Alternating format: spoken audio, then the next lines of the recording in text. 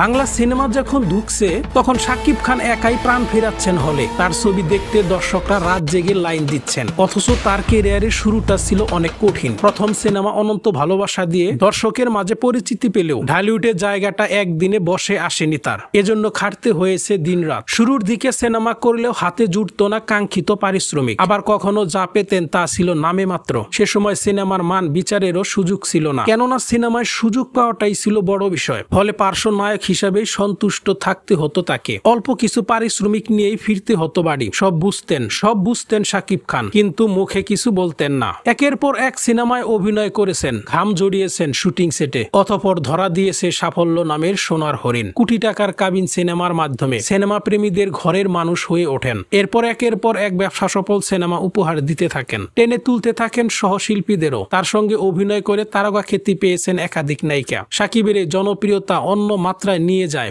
আরো একটি সিনেমা, যার নাম প্রিয়া আমার প্রিয়া। 1 কোটির কম বাজেটে নির্মিত এই ছবি প্রযোজকের ঘরে এনে দেয় 15 কোটি টাকা। এবার সময় নতজানু হয় শাকিবের কাছে। জনপ্রিয়তার সঙ্গে সঙ্গে পারিশ্রমিকও বেড়ে যায় শাকিবের। 30 লক্ষ করে নেওয়া শুরু করেন সিনেমা প্রতি। শাকিবের ক্যারিয়ারের উল্লেখযোগ্য বছর 2016 সাল। এবছর ঢালিউড জয় করে নায়ক পাড়ি দেন টলিউডে। যাত্রাটা শুরু হয় শিকারি দিয়ে। যৌথ প্রযোজনার এই সিনেমায় যেন নবজন্ম দেয় শাকিবের। ছবিটিতে তার লুক সামাজিক মাধ্যমে ব্যাপকভাবে আলোচিত হয়। এমন উন্মাদনায় পশ্চিমবঙ্গের নায়কদেরও পায়ের তলার মাটি নড়ে যায়। শ্রাবন্তীর বিপরীতে শিকারি সিনেমাটি তুমুল ব্যবসা করে টলিউডের পরপর আরো কয়েকটি সিনেমা করে ঘরে ফিরেন। 2023 সাল ছিল শাকিবের সকল শ্রেণীর দর্শকের মনের জমি দখলের বছর। এবছর প্রিয়তমা সিনেমাটির মাধ্যমে টলিউডে তুলকালাম চালিয়ে দেয় এই নায়ক। এরপর তুফান দিয়ে তো নিজের রেকর্ড নিজেই ভাঙতে বসেছেন তিনি। দেশে আসা বিদেশি ছবিগুলোকেও খাইয়েছেন নাকামি চুভানি। আজকাল সিনেমায় লগ্নি করে প্রযোজকরা যেখানে ঘটিপাটি চাটি সব হারান, সেখানে শাকিবের পিছনে চোখ বন্ধ করে লগ্নি করতে চাইছেন তারা। টলিপাড়ার বড় বড় প্রযোজনা সংস্থা দেবজিদের ছবিতে লগ্নি করতে যখন কয়েকবার ভাবছেন, তখন শাকিব খানের নাম শুনে অবলীলায় টাকা ছাড়ছেন। যেখানে বড় বড় প্রযোজনা সংস্থা ঢাকা ও নায়কের